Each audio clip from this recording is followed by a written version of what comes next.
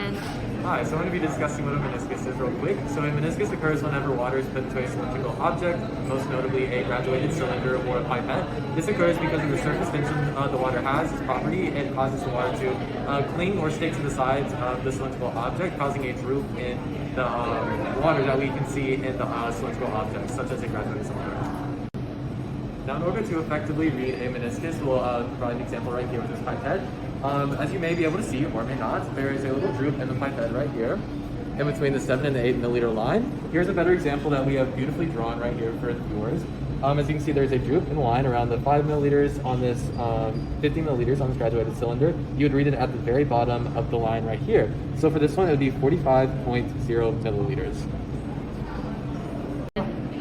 Okay, so the next order of business is discussing stock solutions and dilutions. So a stock solution is a solution that has already been prepared by the instructor or a company that scientists use in order to make lesser concentrations from it. Making lesser concentrations from that stock solution is something we like to call a dilution. It's up there.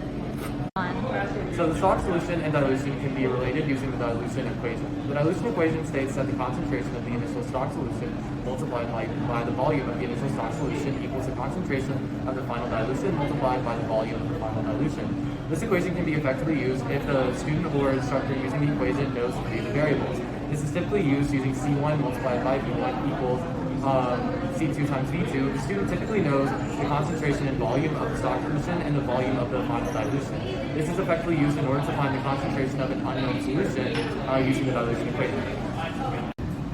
We would first like viewers to notice the proper laboratory attire that's being worn. Most notably are the goggles on everyone's face. Secondly, we like to notice the sleeves on everyone's shirts. They don't have to be long sleeves, but they do have to have sleeves attached. And then also the long pants and the closed-toed shoes.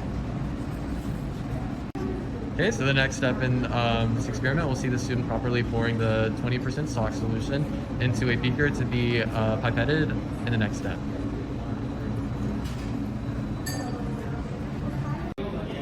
Next, the student is going to be weighing the volumetric flask in which the solution is going to be poured into later in the experiment.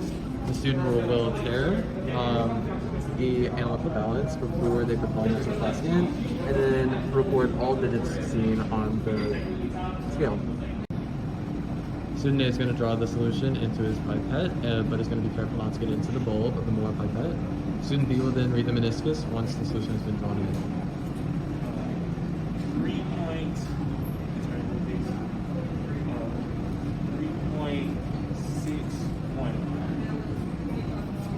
The meniscus reads 3.61, and then student A is going to pour the solution back into the volumetric flask.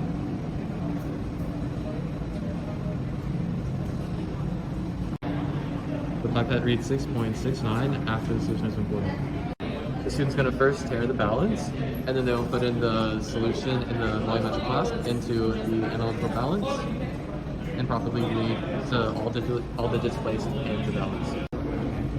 Next, the student's going to be diluting the water into the solution using a molar pipette and then a transfer pipette at the end to get the meniscus directly on the 25 milliliter line of the volumetric flask.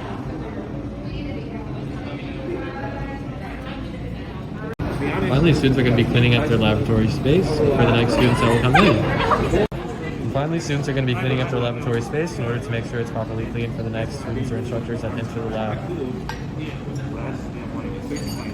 Contents will be poured into the sink, and beakers will be rinsed out.